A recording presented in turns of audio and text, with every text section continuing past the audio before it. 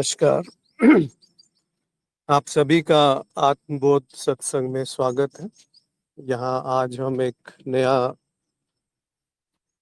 नया कार्य शुरू कर रहे हैं जिसे अवधूत गीता पर हम विचार करना शुरू करते हैं। तो ये शुभ जो विचार है, जो प्रेरणा है, उसके लिए गुरु क्षेत्र को प्रणाम, सभी गुरुजनों को प्रणाम, दत्तात्रेय महाराज को प्रणाम जिन्होंने ये काव्य ग्रंथ, एक अद्भुत ग्रंथ लिखा है।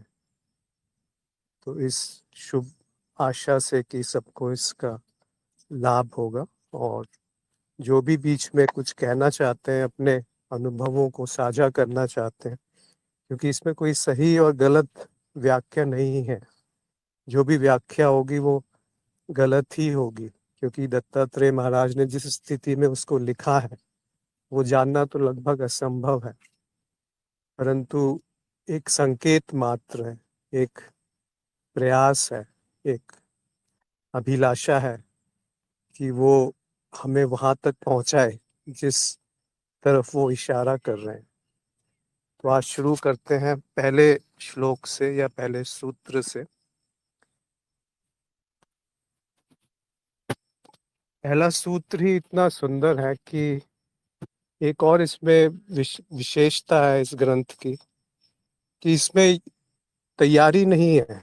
ये मान लिया गया है कि आप पहले से ही अधिकारी हैं इसको सुनने के लिए। तो ये नहीं बताया कि ये साधना करनी है, ये प्रयत्न करने हैं, ये प्रयोग करने हैं। ये है, देख लो तो अच्छा है, नहीं देखो तब भी कोई बात नहीं है। तो कहते हैं कि ईश्वर अनुग्रहात एवं पुंसाम अद्वैत वासना महद भय परित्राणाद विप्राणाम जायते।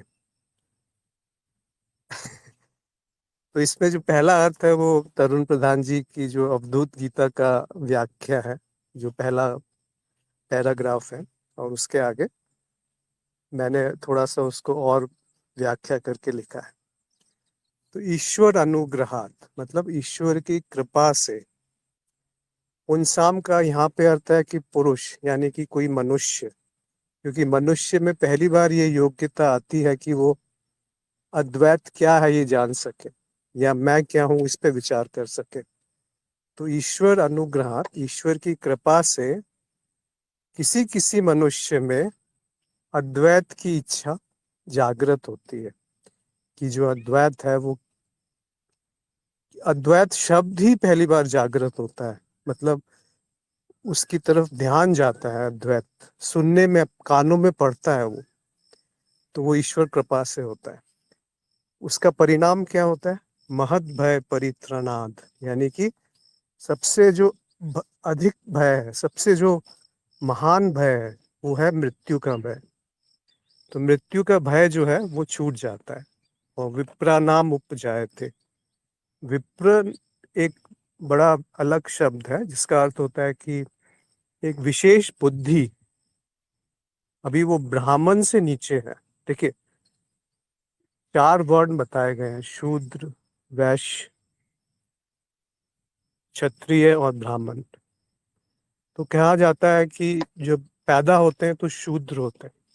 शूद्र का अर्थ जो केवल भोगों में फंसा हुआ है, जो रोता रहता है, जो भागता है अपने आप से, अपने आप को जानने का कभी प्रयास नहीं करता, वो शूद्र। उससे जन्म या जाति का कोई लेना देना नहीं है, कहाँ पैदा हुआ है उसका भी कोई लेना देना नहीं। केवल इतना है कि जो अपने आप को जानने का प्रयास नहीं कर रहा और समझता है कि सुख बाहर कहीं कुछ करने से प्राप्त होगा, वो शूद्र है। फिर दूसरा होता है द्विज, जब उसका दूसरा जन्म होता है। दूसरा जन्म कब होता है? जब संस्कार प्राप्त होने लगते हैं या गुरु का जीवन में पदार्पण होता है। ऐसे शब्द जो हैं वो कानों में पड़ते हैं, जो उसको पुरानी स्मृति या अपने स्वयं की स्मृति दोबारा से उसमें उजागर होती है, उसका आविर्भाव होता है। तो उसको द्विज कहते हैं, दूसरा जन्म। फिर तीसरा है विप्र। विप्र यानी जिसकी शुद्धि जो है वो बुद्धि जो है पूर्णतः शुद्ध हो गई है। एक विशेष तरह की बुद्धि है जो सुने हुए पे विश्वास नहीं करता, जो पढ़े हुए पे विश्वास नहीं करता, जो तर्क पे भी विश्वास नहीं करता, बस वो देखता है जो है। ये एक विशेष योग्यता आती है जिसको विशुद्ध बुद्धि कह सकते हैं। उसका उदय होता है जिसको प्रज्ञा कहा गया। तो वो है विप्र। और अंत में आता है ब्राह्मण। ब्राह्मण का अर्थ जाति से जहाँ किसी पंडित के यहाँ पैदा हुआ वो ब्राह्मण नहीं। जिसने ब्राह्मण को जान लिया, जिसने अस्तित्व को पहचान लिया, जिसने अपने स्वरूप को जान लिया, तो ब्रह्मवित्त जो है वो ब्राह्मण है। जो ब्रह्म को जानता है, उसको देखता है, वो ब्राह्मण है। एक बार देख लिया तो फिर बार बार उसको दोहराने की आवश्यकता नहीं है, तो वो ब्राह्मण है। तो ब्राह्मण से पहले की जो स्थिति है वो है विप्र। तो विप्र नाम उपजायते, ऐसी शुद्ध बुद्धि जो है वो पैदा हो जाती है।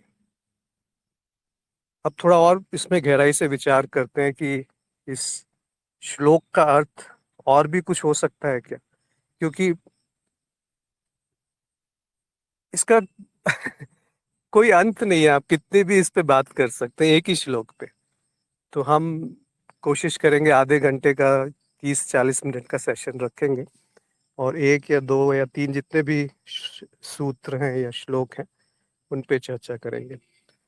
तो कोशिश करते हैं कि जो आज बात हो रही है, अभी बात हो रही है, इस समय जो इस श्लोक पे बात हो रही है, उस पे यदि किसी को अपना कुछ अनुभव साझा करना है, कुछ ऐसी चीज जो छूट रही है या कुछ ऐसी चीज जो किसी और तरीके से समझ में आ सकती है, तो अवश्य अपनी बात यहाँ रखें। क्योंकि मैं कोई ऐसा नहीं है कि जो कहा जा रहा है इस माध्यम से, इस मनोशरीर के माध्यम से, वो पूर्णतः सही है। आप भी अपनी साधना में अपने अनुभवों से बहुत कुछ जानते हैं, तो उसको साझा करेंगे तो सभी के लिए लाभप्रद रहेगा। तो एक बार और इसको पढ़ते हैं। ईश्वर अनुग्रहात एवं पुंसाम अद्वैत वासना महद भय परित्राणाद विप्राणाम उपजायते। तो ईश्वर की कृपा से ही अद्वैत के प्रति श्रद्धा या अद्वैत को जानने की इच्छा किसी मनुष्य में उत्पन्न होती है। इसमें प्रतिष्ठित होने पर मृत्यु आदि बड़े से बड़े भय से भी मुक्ति होती है और विशुद्ध बुद्धि का उदय होता है। अब और गहरे में अगर समझें तो और कोई संभावना नहीं है कि किसी को अपना ज्ञान दिख पाए। इसीलिए इन्होंने कहा कि और जब तक अज्ञान नहीं दिखेगा तब तक अद्वैत के प्रति जो इच्छा है वो जागृत नहीं होगी। और अद्वैत के प्रति इच्छा जब तक जागृत नहीं होगी तब तक जो विशुद्ध बुद्धि है उसका उदय नहीं होगा। और भय जो है वो सबसे अंतिम क्लेश है। जितने भी क्लेश होते हैं, जैसे अव्या अस्मिता, राग, द्वेष और अभिनिवेश, तो अभिनिवेश जो है वो भय है। तो वो सबसे अंतिम क्लेश है जो सबका मिश्रण है। मतलब भय का अर्थ होता है जिसमें सब कुछ समाहित है, जिसमें अज्ञानता समाहित है, जिसमें अहम भाव है, जिसमें आसक्ति है और जिसमें द्वेष है और जिसमें समय है, जिसमें एक तरीके से कल्पना है और विप्रय है, गलत ज्ञान है। वो सब मिला देंगे तब वो भय उत्पन्न होता है।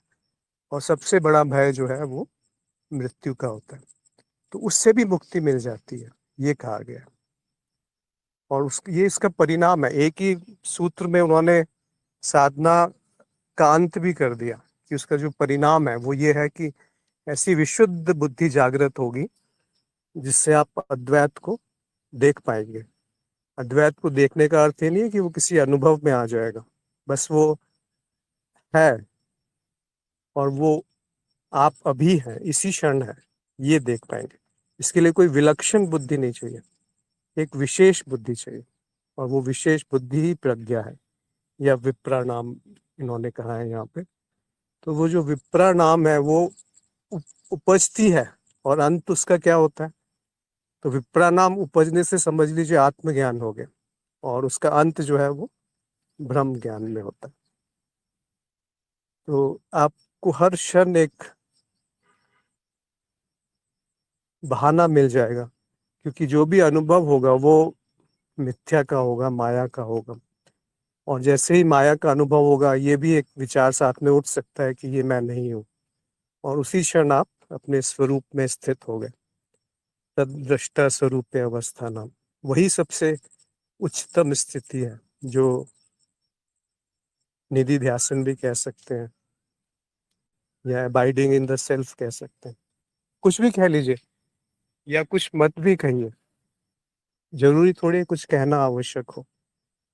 तो बिना कहे, बिना शब्दों का सहारा लिए, अंत में बिना बुद्धि का सहारा लिए, और उससे भी अंत में बिना प्रज्ञा का सहारा लिए, तो जो वास्तविक है वो स्वरूप चमकने लगता है। उसको कहा गया है कि अर्थ जो है वो चमकता है।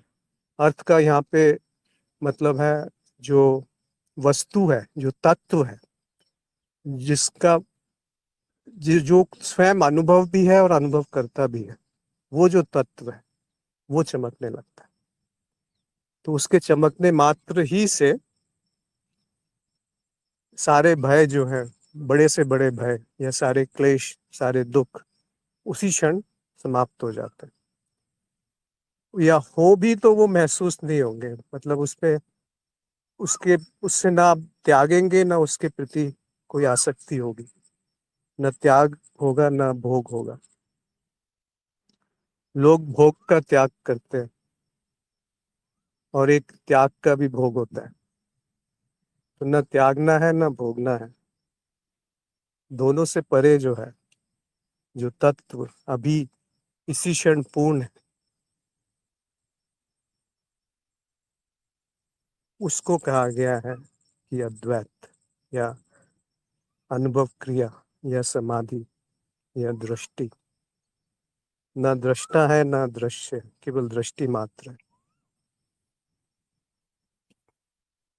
तो ये इस पे किसी का कुछ अगर संशय हो या कुछ कहना चाहते हैं तो कहें। हाँ, एक चीज और है कि क्या ईश्वर की कृपा के सिवा कोई और तरीका है अज्ञान को देख पाने का, और ईश्वर क्या है? ये दो प्रश्न भी स्वाभाविक रूप से उत्पन्न होंगे कि उन्होंने कह तो दिया ईश्वर अनुग्रहात्, पर ईश्वर है क्या, और कृपा क्या है? क्या किसी पे होती है, किसी पे नहीं होती है? और अद्वैत की भी क्या कोई वासना है? तो इसको अगर आप देखेंगे, इन सवालों पे अपना कोई मत रखना चाहे तो अवश्य रखें कि क्या कोई और संभावना है कि अगर कृपा नहीं है तो आप अज्ञान को जान पाएंगे, क्योंकि आप स्वयं से अपने अज्ञान को नहीं देख सकते। और मनुष्य में आकर पहली बार ये संभावना उत्पन्न होती है जब कोई अपने स्वरूप में उतरना चाहता है, अपने स्वरूप को जानना चाहता है, मैं हूँ या मैं नहीं हूँ, ये प्रश्न करना चाहता है। ये प्रश्न जो जीव जैसे पशु हैं वो नहीं कर सकते। वो तो प्रकृति में पूरी तरह से लीन है, वो इंस्टिंक्ट जिसको बोलते हैं, प्रकृति के साथ चलते हैं। उनमें अहम नहीं होता, वैसा अहम जो ये जान सके कि अहम है कि नहीं, ये जानने का प्रयास कर पाए। वो शुद्धि बुद्धि में वो नहीं होती, पर वो शुद्धि बुद्धि अशुद्ध भी नहीं होती, जैसे कि मनुष्य में संभावना है कि बुद्धि में विकार आ जाता है। तो जहाँ संभावना है विकार आने की, वहीं संभावना है शुद्धि होने की।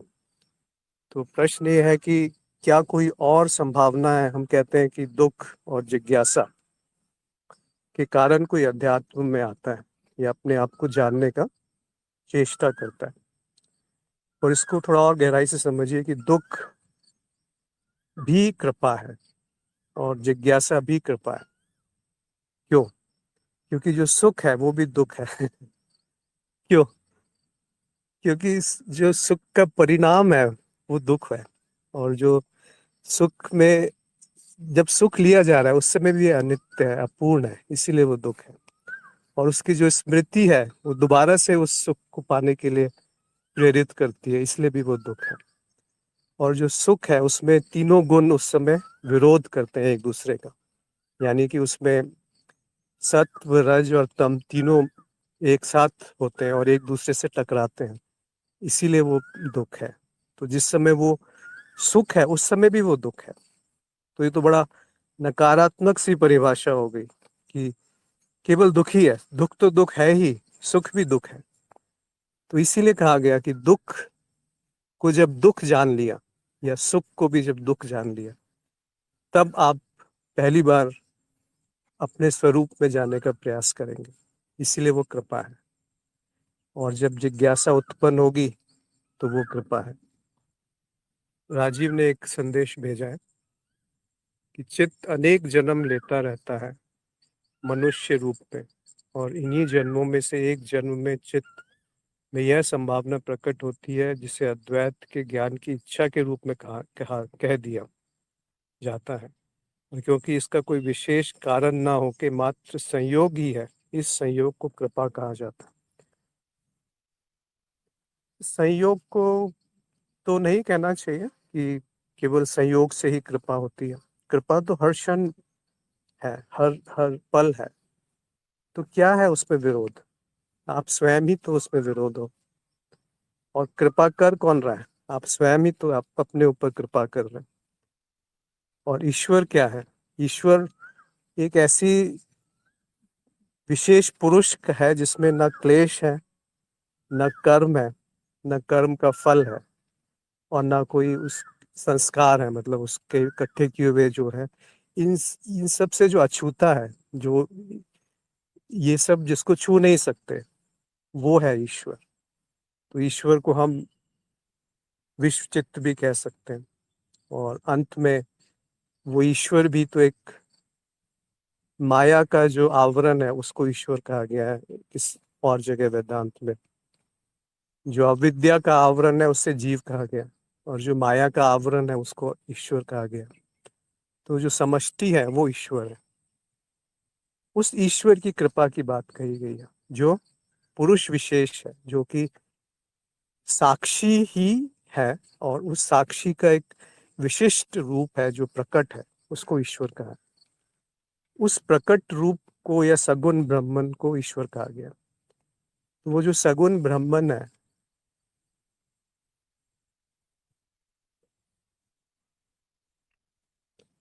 उस ईश्वर की जब कृपा होती है तो किस पर कृपा हो रही है? क्या साक्षी पर कृपा होना संभव है? तो साक्षी पे तो कृपा नहीं हो रही, फिर किस पे हो रही है? जीव पे कृपा हो रही है। और जीव पे भी कृपा कैसे होगी? जीव क्या है? एक संयोग है। किसका? जो जान रहा है और जो जाना जा रहा है, उसमें जब एक संयोग हो जाता है, एक जुड़ाव हो जाता है, और जो जाना जा रहा है उसको जानने वाला जब समझ लिया जाता है, तब वो जीव है। और ये जो संभावना केवल मनुष्य में आती है, तो कितने सारे अनुभव से गुजरता हुआ मनुष्य जन्म मिलता है। इस मनुष्य जन्म में जब ये उत्पन्न हुआ कि कृपा, कृपा तो थी ही, कृपा को जान लिया, पहचानने की एक, वो भी कृपा ही है कि आप उस कृपा को जान पाए कि कृपा क्या है। तो जो आत्मन है या साक्षी है, वो अपने ऊपर ही कृपा करता है, इसलिए कि वो जान पाए कि मैं क्या हूँ। और भी किसी को कुछ अगर कहना है? विराट ने कुछ लिखा है, ईश्वर की कृपा सब पर होती है, वह निष्पक्ष है। गुरु कृपा भी ईश्वर कृपा है, या गुरु कृपा भी ईश्वर कृपा ही है। समय आने पर हर एक जीव पर यह कृपा होती है। समय तो मन है, मिथ्या है, यह हम भी जानते हैं, यह भी हम जानते हैं। असल में कृपा हर क्षण है, कृपा हमेशा है। आपने बिल्कुल सही कहा विराट, कि ये कृपा हर क्षण बरस रही है। कि जैसे बारिश है, पर हमने अपना छाता रखा हुआ है ऊपर कि बारिश भिगो ना दे कहीं, वो कृपा कहीं हमें छू ना ले, या जो पात्र है वो उल्टा पकड़ा हुआ है, या पात्र में छेद है तो वो कृपा टिक नहीं पा रही। कुछ भी उदाहरण ले लीजिए, सब बेकार उदाहरण है। अंत में आप देखेंगे कि केवल कृपा है और कृपा के अलावा कुछ है नहीं। और कृपा भी कैसी कृपा? ईश्वर कृपा, आत्मन के ऊपर कृपा, सबसे बड़ी कृपा गुरु कृपा, शास्त्रों की कृपा, इस विश्व की कृपा, इस प्रकृति की कृपा, इस देवी की कृपा, और अंत में आपकी स्वयं के ऊपर कृपा। वो जो स्वयं के ऊपर कृपा जब होती है, तब वो जो बत्ती है दिमाग की वो जलती है। शुभम ने कुछ लिखा है कि इस श्लोक से संबंधित मुझे ज्ञानेश्वर महाराज जी ने कि हरिपाठ की एक पंक्ति याद आती देवाच्य द्वारी उभाषण भरी, येने चारी मुक्ति साध लिया। ईश्वर के द्वार में केवल तुम एक क्षण रुक जाओगे तो उसी क्षण में केवल उसके कृपा से 4 तरह से मुक्ति संभव है। आप इसको थोड़ा और व्याख्या कीजिएगा कि वो 4 तरह की मुक्ति क्या है, तो अच्छा रहेगा। परंतु आपने जो कहा है उसका भाव बहुत सुंदर है कि क्षण भर भी आप ठहर गए। ठहरना कब है? इसी क्षण तो ठहरना है। और ठहरना कहाँ है? अपने आप में ही तो ठहरना है। ठहरना कैसा है? कोई प्रक्रिया नहीं है ठहरने की, तो है बस। आप ऐसा भी नहीं कह सकते कि वो नहीं है। तो कोई और अगर अपना कोई विचार इस पे रखना चाहता है तो उसको कह सकते हैं या बोल सकते हैं अपने आप को अनम्यूट करके। ईश्वर अनुग्रहात् एवं पुंसाम अद्वैत वासना महद भय परित्राणात् विप्राणाम उपजायते। यदि किसी को इस पे कोई संदेह है कि क्या कहा गया, क्यों कहा गया, ये तो मेरा अनुभव नहीं है, तो उस पे जरूर अपने विचार रखें। क्योंकि मुझे सब कुछ पता है, ये तो मूर्खता की पराकाष्ठा है। इसीलिए कोई और अपना कुछ कहना चाहता है तो अवश्य कहें या लिखें। पर श्लोक समझ में जितना भी आए उस पे मनन करें, उसको उसको अपने अंदर आत्मसात कर लें कि ये जो कहा गया है। देखिए, इस अंतिम उन्होंने लक्ष्य बता दिया कि महद भय परित्राणाद। जो भय है वो छूट जाता है, छोड़ना नहीं पड़ता, उसका त्याग करना नहीं पड़ता, त्याग हो जाता है। कैसे होता है? आप कुछ ऐसा चीज पकड़ लो जिससे कि जो नकारात्मक है वो स्वयं छूटने लगे, तो आप थोड़ी देर बाद देखेंगे कि जो सकारात्मक है वो भी छूट गया। वो अंतिम स्थिति है जब भय पूरी तरह से छूट गया। भय का कारण है आसक्ति, और आसक्ति का कारण है अहम भाव, और अहम भाव का कारण है अज्ञान, समझ की कमी। और समझ की कमी का कोई कारण नहीं कि क्यों है। वो जो है वो बस है। मैंने तो पैदा नहीं किया विद्या, मैंने तो अज्ञान नहीं उत्पन्न किया, तो मैं क्यों मान लूं कि मैं अज्ञानी हूँ? और ना मैंने ज्ञान उत्पन्न किया, तो मैं क्यों मान लूं कि मैं ज्ञानी हूँ? ये जो मैं है वही तो सब जड़ है, मानने की या ना मानने की, ज्ञानी या अज्ञानी, त्याग या भोग, अच्छा या बुरा, सही या गलत, पाप या पुण्य, ईश्वर या जीव, साक्षी या साक्ष्य, अनुभव करता या अनुभव, शिव या शक्ति। ये कौन मान रहा है? ये कौन विभाजन कर रहा है? जो विभाजन कर रहा है वो स्वयं एक अनुभव है। जब ये बात समझ में आ गई तो हर क्षण जो है स्वयं में स्थिति है, जो कि विशुद्ध बुद्धि से आती है, जिसको विपरानाम कहा। और वो जो विपरानाम भी जब छूट जाए, जब वो विशेष बुद्धि भी छूट जाए, तो केवल संस्कार शेष रह जाते हैं। और धीरे धीरे ऐसे संस्कार जो उस बुद्धि के द्वारा उत्पन्न हुए हैं, वो जो पहले के संस्कार है उनका भी नाश कर देते हैं। उसको निर्बीज कहते हैं। जब वो लिंग मात्र भी नहीं है, जब उसमें चिन्ह नहीं है कोई, और वो जो अप्रकट है, जो निर्गुण है, उस रूप में अभी प्रकट है।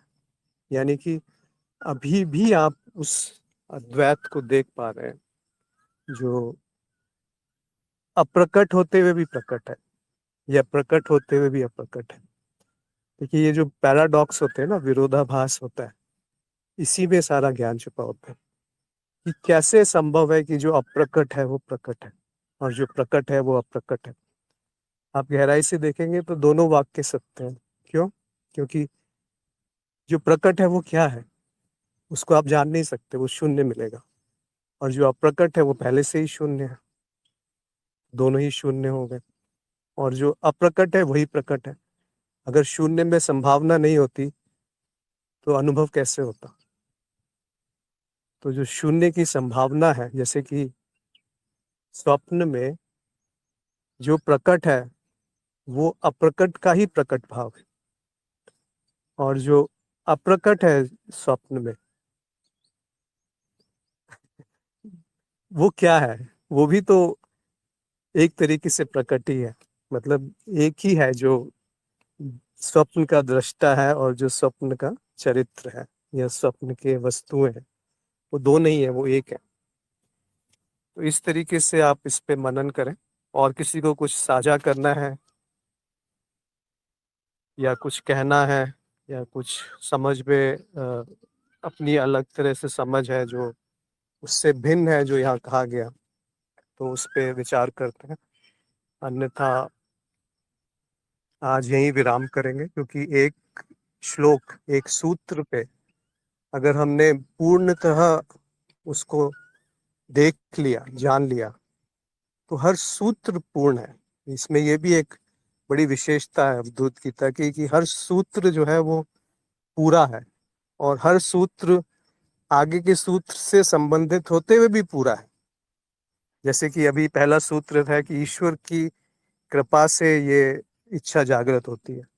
दूसरे सूत्र में वो कहेंगे कि, एक मिनट, कि ये जो कुछ भी है वो मैं ही हूँ। मतलब ईश्वर को भी उन्होंने दूसरी श्रेणी में नहीं डाला, द्वैत से हटा दिया।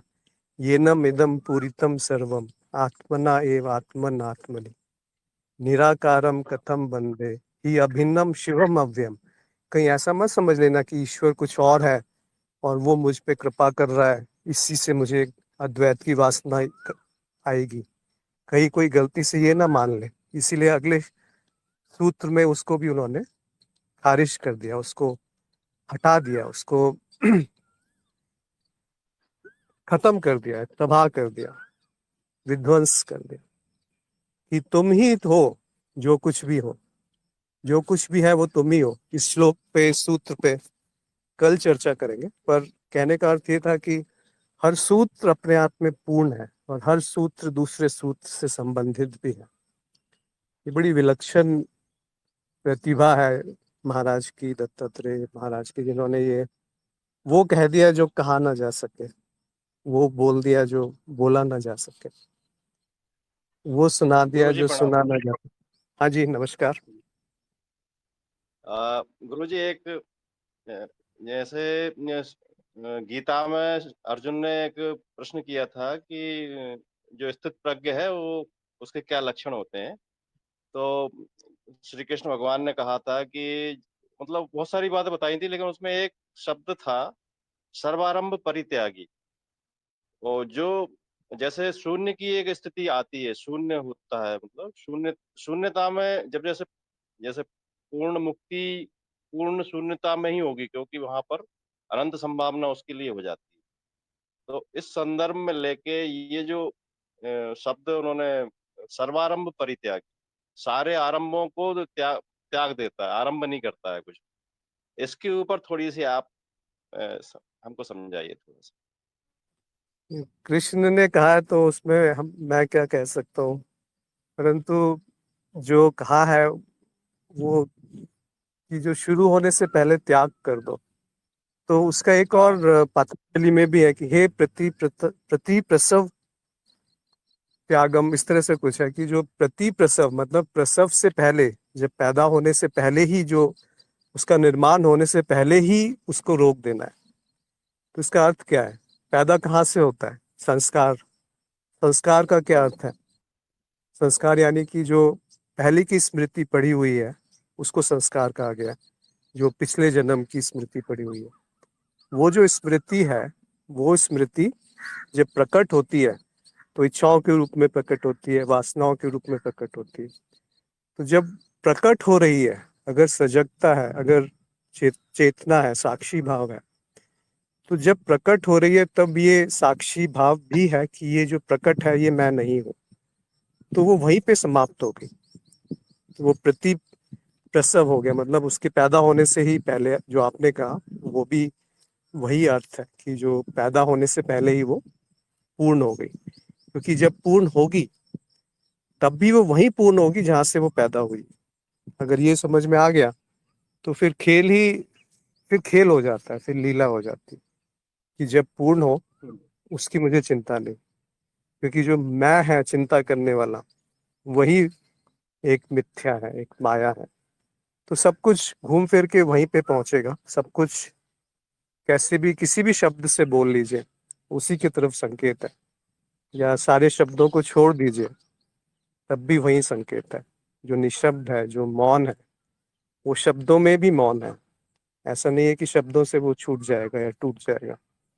अगर आपने शब्द के अभाव को मौन मान लिया तो फिर मौन को नहीं जाना। तो जो आपने कहा वो स्थित प्रज्ञ, जो प्रज्ञा में स्थित है, वो प्रज्ञा किस चीज की? वो ऋतंभरा प्रज्ञा कहा जाता है उसको, यानी कि ऐसी प्रज्ञा जो सत्य को जान सके, ऐसी प्रज्ञा जो अपने स्वरूप को देख सके। कब? अभी, इसी समय, इसी क्षण, कि जो दिखा जा रहा है वो देखने वाले से भिन्न नहीं है। उसको ऋतंभरा प्रज्ञा कहा गया, और उस ऋतंभरा प्रज्ञा में जो स्थित है उसको स्थित प्रज्ञ कह दिया। तो जब प्रज्ञा है तो संस्कार उत्पन्न होने से पहले ही छूट जाएंगे, यानी कि इच्छा जहां से उत्पन्न हो रही है वहां पर ही चेतना रहेगी, साक्षी भाव रहेगा। तो उन ऐसा नहीं कि इच्छाएं नहीं उठेंगी, पर उन इच्छाओं पे कर्म हो या ना हो, ये स्वतंत्रता रहेगी, ये नियंत्रण रहेगा। वह नियंत्रण ही कर्म योग है। और जब उस इच्छा को उस इच्छा में ही आपने समर्पित कर दिया, वही भक्ति है। और ये जान लेना कि वो कोई इच्छा मेरी नहीं है, ये ज्ञान है। और इस ध्यान में एकाग्र पूर्वक टिक जाना, वैराग्य के कारण जो स्वतः उठता है, अपने आप उठता है, वो ध्यान मार्ग है। तो सब तो मिल गए, कहाँ अलग है? कोई ऐसा नहीं है कि ज्ञान है और ध्यान, भक्ति और कर्म नहीं है, या भक्ति है और ध्यान, कर्म और बाकी के मार्ग नहीं है। अगर एक भी मार्ग है तो सारे मार्ग हैं, और अगर एक भी मार्ग नहीं है तो मार्ग ही नहीं है। तो ज्ञान मार्ग में सारे मार्ग जो है वो समाहित हैं, उसी तरह सारे मार्गों में सब कुछ समाहित है। मतलब भक्ति में ज्ञान है और कर्म है और योग है, और ध्यान में सब कुछ है। बिना ज्ञान के ध्यान संभव है क्या? बिना श्रद्धा के ध्यान किया जा सकता है, या बिना क्रिया के ध्यान करना संभव है? अंत में तो जो ध्यान कर रहा है वो भी समाप्त हो जाता है। मुझे लगता है हम अपने विषय से भटक गए, तो आज का हम यही वार्ता समाप्त करते हैं। और जब भी समय मिलेगा, मैं इसमें कोई निर्धारित नहीं रखते, जब समय मिलेगा सुबह के समय एक एक सूत्र पे आगे बढ़ते जाएंगे। यदि किसी का आज के संबंधित कोई प्रश्न है, या कुछ पूछना है, या कुछ जानना है, या कुछ कहना चाहते हैं, तो अभी कह सकते हैं। जी।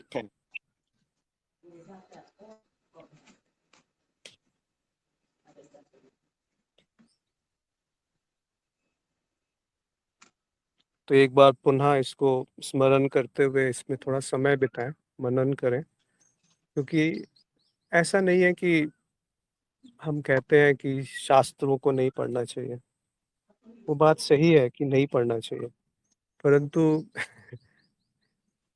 अगर गुरु का साथ है तो शास्त्र भी प्रकाश फैलाएंगे, अंधकार नहीं। अगर आत्मज्ञान हो गया है तो फिर वो सहायक है, उसको जानने के लिए जो आप पहले जान चुके हैं, उसको बड़ी सुंदरता से प्रकट किया गया। ईश्वर अनुग्रहात् एवं पुंसाम अद्वैत वासना महद भय परित्राणात् विप्रानाम उपजायते। तो इन शब्दों के साथ आज यहीं पर वार्ता समाप्त करते हैं। आप सबका बहुत बहुत आभार, धन्यवाद जुड़ने के लिए। इससे संबंधित कोई भी प्रश्न है तो आप ग्रुप में डाल सकते हैं, दिन में उस पर हम चर्चा करेंगे। और जब भी समय मिलेगा, अगर संभव हुआ तो कल सुबह 6:30 बजे दूसरे सूत्र पे आगे बढ़ेंगे। इससे धीरे धीरे बढ़ते हैं, कोई जल्दी नहीं है, क्योंकि ये हर सूत्र पूर्ण है। हर सूत्र में एक खजाना छुपा हुआ है। एक जौहरी की तरह उस हीरे को तलाशना है, उसको फिर से चमकाना है, जो धूल में पड़ा हुआ था, जो गंदगी में या गटर में पड़ा हुआ था। पर वो गटर में थोड़ा सा पानी डालें अगर, तो वो हीरा फिर से चमकने लगेगा। उसके बस कोने जो है उसको थोड़ा थोड़ा सा स्मूदन आउट करना है। और वो जो प्रक्रिया है एक पत्थर से हीरा बनाने की, वो तप, स्वाध्याय और ईश्वर प्रणिधानान, इसी को क्रिया योग कहा गया है, जहाँ से कि संस्कार क्षीण होते हैं। और उस क्षीण संस्कार में ही बुद्धि जो है वो शुद्ध होती है। और उस शुद्ध बुद्धि में या रिदम्बरा प्रज्ञा में ये क्षमता उत्पन्न होती है कि अद्वैत क्या है। ये इच्छा उत्पन्न होती है कि मुझे स्वयं को जानना है। तो आप सभी का बहुत बहुत आभार। नमस्कार।